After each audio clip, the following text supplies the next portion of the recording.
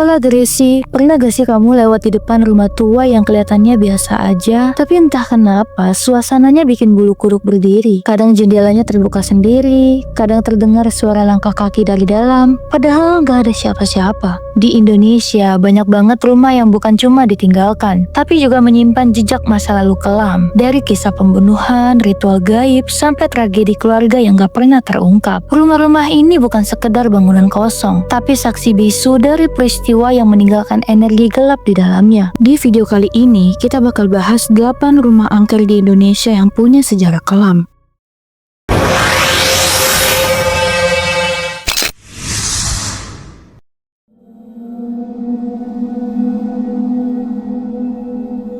Siapa sangka, di tengah kawasan elit Jakarta Selatan yang dikenal mewah dan aman, berdiri sebuah rumah yang konon menyimpan kisah tragis dan aroma kematian yang tidak pernah benar-benar hilang. Namanya Rumah Pondok Indah. Tapi di balik kemewahan fasadnya, banyak orang percaya kalau rumah ini menjadi saksi dari salah satu peristiwa paling mengerikan di Jakarta. Bukan sekedar urban legend, tapi ada jejak nyata dari sebuah tragedi berdarah yang bikin warga sekitar enggan melintas di depannya saat malam hari. Rumah ini berdiri di kawasan elit Pondok Indah, Jakarta Selatan. Dari luar tampaknya seperti rumah pada umumnya. Pagarnya tinggi, taman rapi, dan arsitektur khas tahun 80-an. Tapi sejarahnya dimulai dari kisah kelam sekitar tahun 1980-an hingga 1990-an. Saat kawasan itu mulai tumbuh jadi perumahan mewah. Menurut warga sekitar, rumah ini dulunya milik sebuah keluarga keturunan Tionghoa yang dikenal tertutup. Mereka jarang berinteraksi, tapi terlihat hidup berkecukupan. Namun pada suatu malam, kabarnya terjadi perampokan berdarah yang menewaskan hampir seluruh penghuni rumah. Setelah kejadian itu, rumahnya langsung kosong, tidak ada lagi yang berani menempatinya.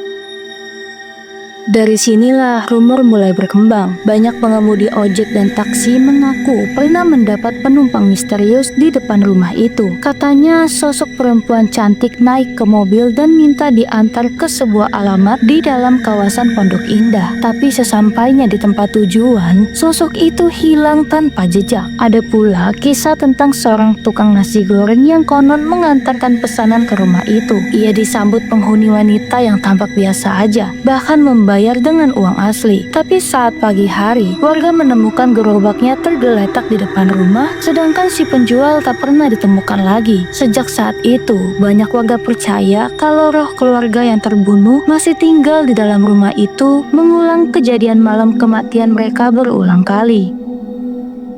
Beberapa warga di sekitar kawasan itu sempat diwawancari oleh media lokal. Mereka bilang, kadang dari dalam rumah terdengar suara televisi, suara tawa anak kecil, bahkan teriakan minta tolong. Namun begitu diperiksa, rumah itu selalu kosong dan berdebu. Ada juga satpam perumahan yang mengaku pernah melihat siluet wanita berdiri di balkon atas sambil melambai ke arah jalan. Tapi ketika disenter, sosok itu lenyap seketika. Listrik di rumah itu kabarnya sudah lama dicabut, tapi beberapa kali terlihat lampu menyala sendiri di malam hari. Banyak teori beredar tentang rumah Pondok Indah.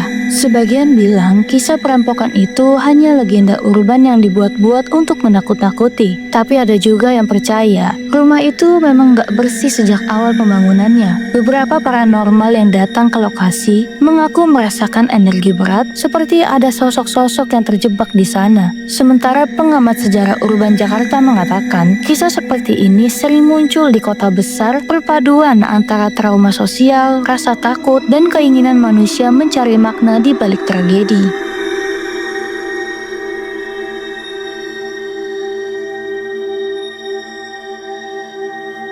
Kamu pernah gak sih lewat di satu tempat tapi tiba-tiba mencium bau kentang busuk yang menusuk hidung padahal gak ada siapapun di sekitar? Kalau iya, bisa jadi kamu sedang berada di dekat salah satu rumah paling angker di Jakarta, yaitu Rumah Kentang Dharma Wangsa. Bukan rumah biasa. Bangunan ini sudah puluhan tahun dikenal karena misteri bau kentang busuk yang muncul tiba-tiba. Dan kabarnya, setiap kali bau itu tercium, ada arwah yang sedang lewat. Rumah Kentang terletak di kawasan elit Dharma Wangsa, Jakarta Selatan. Berdiri sejak masa kolonial Belanda sekitar tahun 1930-an. Dulunya, rumah ini adalah milik keluarga kaya keturunan Belanda yang punya lahan luas, lengkap dengan taman dan gudang penyimpanan hasil pertanian. Warga sekitar mengenal keluarga itu sebagai orang baik. Tapi suatu malam terjadi tragedi yang mengubah segalanya. Konon, seorang anak kecil, putra dari pemilik rumah, terjatuh ke dalam kuali besar berisi kentang yang sedang direbus. Karena kejadian itu, seluruh keluarga dilingkupi kesedihan mendalam. Sejak hari itu pula, setiap malam Jumat, warga sekitar mencium bau kentang rebus busuk yang sangat kuat dari arah rumah itu. Beberapa percaya itu adalah tanda kalau roh anak kecil itu masih gentayangan mencari ibunya yang belum sempat menolong. Dalam kepercayaan lokal, bau menyengat yang muncul tanpa sebab sering dianggap pertanda kehadiran makhluk gaib. Di Rumah Kentang, fenomena itu bahkan jadi simbol. Warga percaya rumah ini bukan sekedar tempat berhantu, tapi juga gerbang antara dunia manusia dan roh, tempat energi yang belum tenang berkumpul. Beberapa paranormal yang pernah datang mengaku melihat sosok anak kecil tanpa wajah berlari di sekitar dapur atau mendengar tangisan lirih di tengah malam. Ada pula yang bilang aroma kentang busuk itu bukan sekedar bau masakan, melainkan manifestasi dari energi kematian yang membusuk. Meskipun terdengar menakutkan, sebagian warga justru percaya rumah ini memiliki semacam penjaga tak kasat mata yang melindungi kawasan itu dari bencana besar. Salah satu kisah paling terkenal datang dari tahun 1990-an, ketika rumah ini sempat kosong dan dibiarkan tak terawat. Seorang sopir taksi malam bercerita, ia pernah menurunkan penumpang di depan rumah itu, seorang wanita muda berpakaian putih. Tapi begitu ia menoleh lagi ke kursi belakang, penumpang itu sudah hilang, dan kabin mobilnya langsung dipenuhi bau kentang rebus yang menyengat. Kejadian lain dialami oleh seorang kru televisi yang sedang melakukan liputan misteri. Saat syuting, kamera tiba-tiba mati total, dan dari dapur terdengar suara anak kecil tertawa pelan. Ketika dicek, ruangan itu kosong, tapi di atas meja ditemukan sebuah panci tua berisi air mendidih yang bergelembung tanpa sumber api. Warga sekitar pun sering mendengar suara langkah kecil di malam hari, seperti anak kecil berlari di lantai kayu. Namun ketika dilihat, tidak ada siapapun.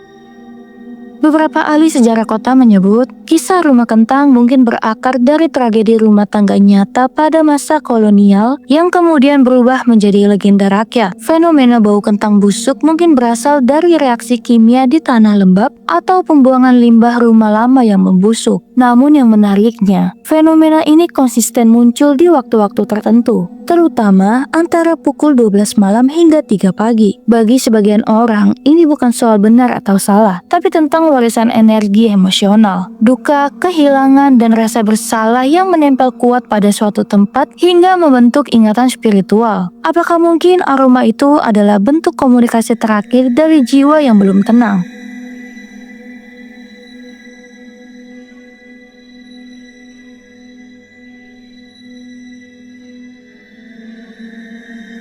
Kalau kamu pernah lewat di daerah Bandung bagian utara, mungkin kamu pernah lihat bangunan megah dengan patung gurita raksasa di atapnya. Ya, inilah yang disebut orang sebagai rumah gurita. Rumah misterius yang konon menyimpan rahasia gelap di balik keindahan arsitekturnya. Rumah ini dibangun sekitar tahun 1980-an oleh seorang pengusaha kaya. Tapi anehnya, rumah besar ini gak pernah benar-benar dihuni. Warga sekitar mulai berbisik. Katanya rumah ini dulunya dipakai sebagai tempat ritual rahasia yang berkaitan dengan sekte sesat.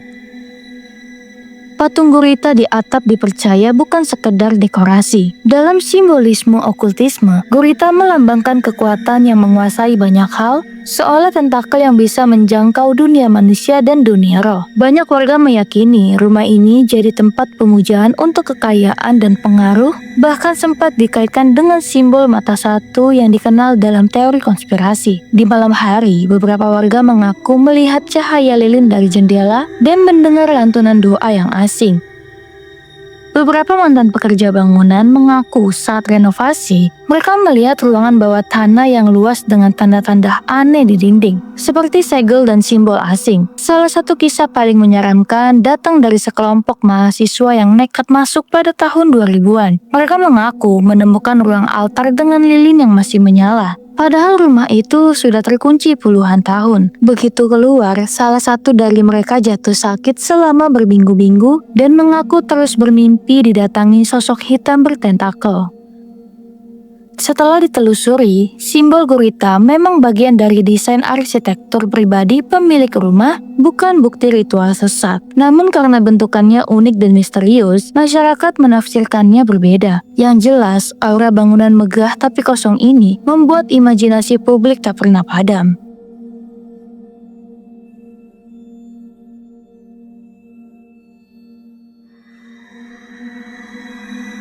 Kalian pasti tahu bangunan megah berwarna putih dengan jendela tinggi dan pintu yang tak terhitung jumlahnya. Itulah Lawang Sewu, ikon kota Semarang yang menyimpan ribuan cerita termasuk yang bikin merinding. Nama Lawang Sewu sendiri berarti 1000 pintu, karena bangunan ini memiliki begitu banyak pintu dan jendela yang seolah tak berujung. Dibangun pada tahun 1904 oleh pemerintahan kolonial Belanda sebagai kantor pusat perusahaan kereta api Hindia Belanda. Tapi sejarah kelamnya baru dimulai saat masa penjajahan Jepang. Ketika Jepang menduduki Indonesia, Lawang Sewu dialihfungsikan menjadi markas militer dan penjara bawah tanah. Disinilah terjadi penyiksaan brutal terhadap tahanan, terutama pejuang kemerdekaan. Konon banyak yang tewas di ruangan bawah tanah itu dan arwah mereka masih gentayangan hingga kini. Warga Semarang percaya tempat ini dijaga oleh sosok noni Belanda bergaun putih dan prajurit tanpa kepala. Banyak yang bilang kalau kamu menatap cermin di salah satu ruangan bawah tanah terlalu lama, kamu bisa melihat bayangan mereka berdiri di belakangmu. Salah satu kisah paling terkenal datang dari kru acara televisi yang melakukan uji nyali di ruangan bawah tanah Lawang Sewu. Saat kamera dinyalakan, tampak jelas penampakan sosok putih tinggi melintas di belakang mereka. Video itu sempat viral dan jadi salah satu bukti paling menyeramkan dari lokasi ini. Ada pula kisah dari seorang penjaga malam yang mengaku sering mendengar langkah kaki sepatu bot tentara, padahal bangunan itu sudah dikunci rapat. Secara historis, memang benar banyak orang disiksa dan dibunuh di Lawang Sewu saat masa pendudukan Jepang. Ruang bawah tanahnya digunakan untuk menahan para pejuang dan banyak dari mereka tidak pernah keluar hidup-hidup.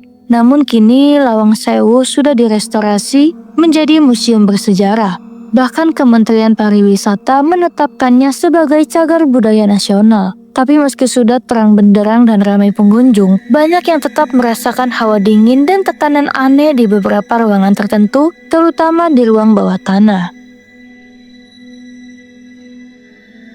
Pernah dengar tentang Taman Nasional Alas Purwo di Banyuwangi? Tempat ini bukan cuma hutan lindung biasa, tapi juga dikenal sebagai hutan tertua di Pulau Jawa. Nama Alas Purwo sendiri berarti hutan permulaan, karena dalam kepercayaan masyarakat Jawa, tempat ini dipercaya sebagai tanah pertama yang muncul ke permukaan saat dunia diciptakan. Secara resmi, Alas Purwo ditetapkan sebagai Taman Nasional pada tahun 1992. Dengan luas mencapai lebih dari 43.000 hektar. Kawasannya mencakup hutan bambu, savana, pantai, bahkan gua-gua alami yang menyimpan banyak misteri. Selain itu, taman ini juga menjadi rumah bagi ratusan spesies flora dan fauna, termasuk banteng Jawa, rusa, burung merak, dan berbagai satwa langka lainnya.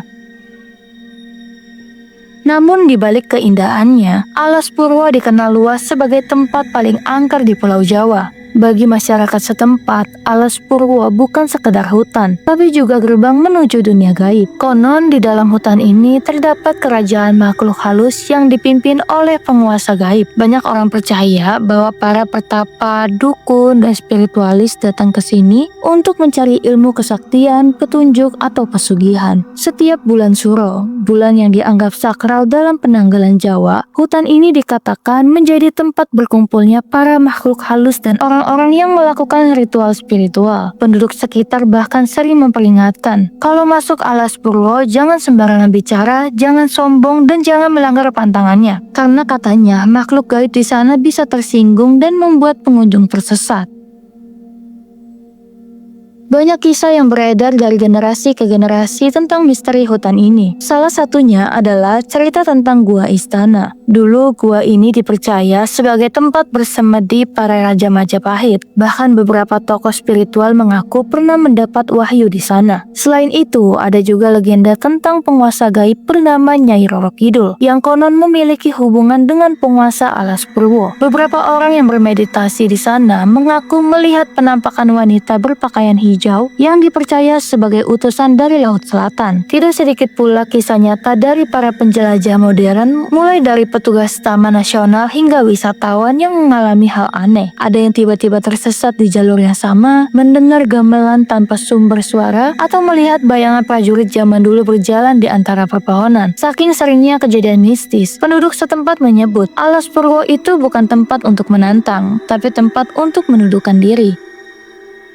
Tapi kalau kita lihat dari sisi ilmiah, sebagian misteri Alas Purwo bisa dijelaskan secara logis. Hutan ini memang sangat lebat, dengan pepohonan besar dan struktur tanah yang rumit. Sinyal GPS sulit ditangkap, jadi mudah banget membuat orang kehilangan arah. Itulah kenapa banyak yang merasa disesatkan. Suara gamelan atau bisikan bisa jadi berasal dari gema hewan malam, gesekan bambu, atau pantulan suara Laut Selatan yang memang berdekatan dengan hutan. Selain itu, suasana gelap, lembab, dan sunyi juga bisa memicu halusinasi ringan. Apalagi kalau seseorang sudah takut duluan. Namun begitu fakta tak bisa menutupi daya tarik spiritualnya. Banyak tokoh masyarakat bahkan pejabat tetap datang ke sana untuk bermeditasi atau berdoa mencari ketenangan. Dan menariknya, karena mitos-mitos itu juga, Alas Purwo justru menjadi magnet wisata mistis dan spiritual yang mendunia.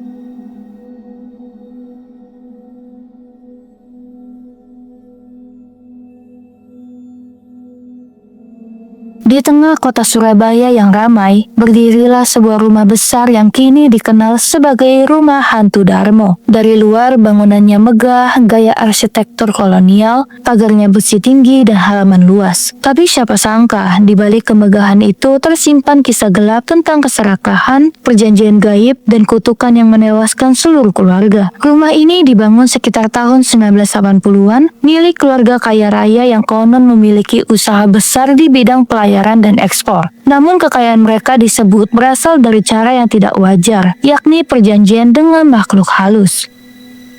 Menurut cerita warga sekitar, keluarga ini melakukan pesugihan agar bisnisnya terus berkembang. Sebagai imbalannya, mereka wajib memberikan tumbal secara berkala. Namun suatu hari, sang kepala keluarga menolak melanjutkan ritual tersebut. Dan sejak saat itu, bencana mulai menghantam mereka satu persatu. Diyakini, Rumah Darmo kini dijaga oleh penunggu tak kasat mata, arwah keluarga yang tewas terbakar dalam peristiwa misterius. Suatu malam di tahun 1988, rumah itu terbakar hebat. Api melahap seluruh bangunan tanpa diketahui sumbernya. Kabarnya, seluruh penghuni meninggal dunia di dalam rumah. Namun yang aneh, jenazah mereka tidak pernah benar-benar ditemukan. Sejak saat itu, warga sekitar mengaku sering mendengar suara jeritan dari dalam rumah, bahkan melihat sosok wanita berpakaian putih berjalan di balkon. Ada juga kisah tentang pengendara ojek online yang melintas malam hari dan melihat rumah itu tampak terang benderang, padahal listrik sudah lama diputus. Secara ilmiah, banyak yang percaya kebakaran itu disebabkan oleh korsleting listrik atau kelalaian manusia. Tapi fakta bahwa tak ada satupun sisa jasad yang ditemukan membuat kasus ini terasa misterius. Pihak kepolisian bahkan tak bisa memastikan penyebab pasti kebakaran. Sampai sekarang, rumah itu dibiarkan kosong dan siapapun yang nekat masuk sering dilaporkan jatuh sakit atau kerasukan.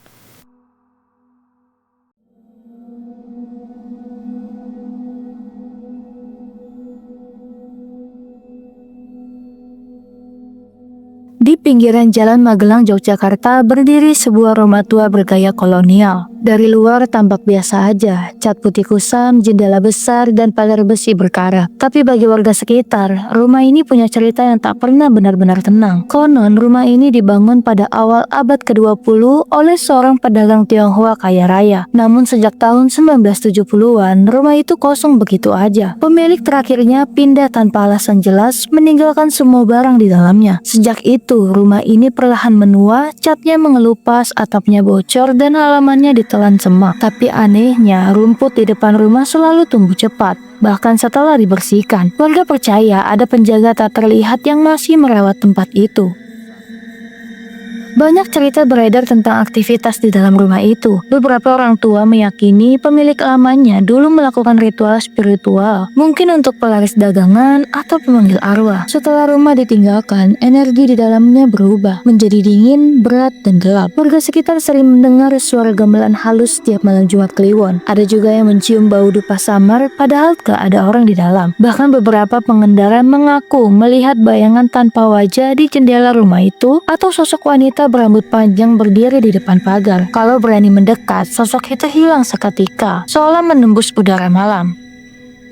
Salah satu kisah paling terkenal datang dari sopir truk malam. Ia mengaku sering melihat perempuan berpakaian putih melambaikan tangan di depan rumah itu. Tapi begitu truknya berhenti dan lampu menyorot pagar, tak ada siapapun di sana. Lalu ada tim konten horor yang pernah melakukan penelusuran. Awalnya semuanya biasa aja, tapi beberapa menit setelah masuk, kamera mereka mati total. Mereka mendengar tangisan anak kecil dan langkah kaki dari arah atas. Padahal bangunan itu hanya satu lantai. Rekaman mereka tak menunjukkan sosok apapun, tapi ekspresi panik dan suara-suara aneh di background cukup membuat bulu kuduk berdiri.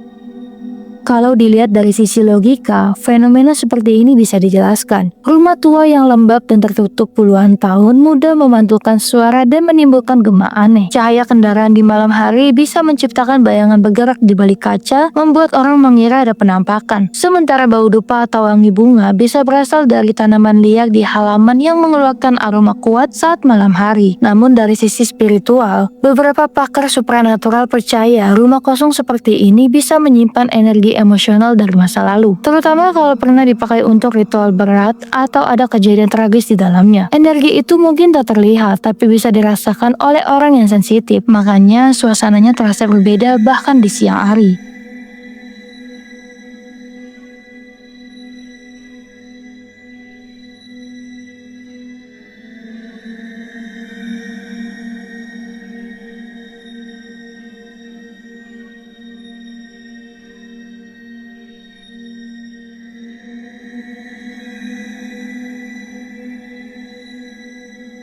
Kisah ini pertama kali viral di forum Kaskus, berjudul Kisah Keluarga Tak Kasat Mata. Ceritanya ditulis oleh seorang pria bernama Bonaventura Genta dan yang membuatnya menarik, ia mengaku bahwa semua kejadian ini berdasarkan pengalaman nyata. Waktu itu Genta bekerja di sebuah perusahaan desain interior di Yogyakarta. Kantornya menempati rumah besar bergaya kolonial yang terlihat elegan dari luar, tapi punya suasana yang janggal sejak hari pertama ia masuk kerja. Lampu sering berkedip, udara terasa dingin meski di siang hari, dan aroma melati kadang muncul tanpa alasan. Tak ada yang menduga bahwa rumah itu ternyata menyimpan rahasia kelam dan menjadi tempat tinggal bagi sesuatu yang bukan manusia. Menurut warga sekitar, rumah yang dijadikan kantor itu dibangun di atas tanah bekas pemakaman tua. Konon ada energi spiritual kuat yang bersemayam di sana, seolah menolak siapapun yang mencoba menetap. Beberapa orang percaya rumah itu dijaga oleh sosok tak kasat mata, semacam penunggu yang menjaga batas antara dunia manusia dan dunia arwah. Karyawan yang bekerja di sana sering merasa seperti diawasi, terutama saat lembur sendirian. Ada yang mencium bau bunga, mendengar langkah kaki dari arah tangga, padahal gak ada siapapun. Namun karena butuh pekerjaan, mereka memilih bertahan meski perlahan, satu persatu mulai mengalami kejadian di luar nalar.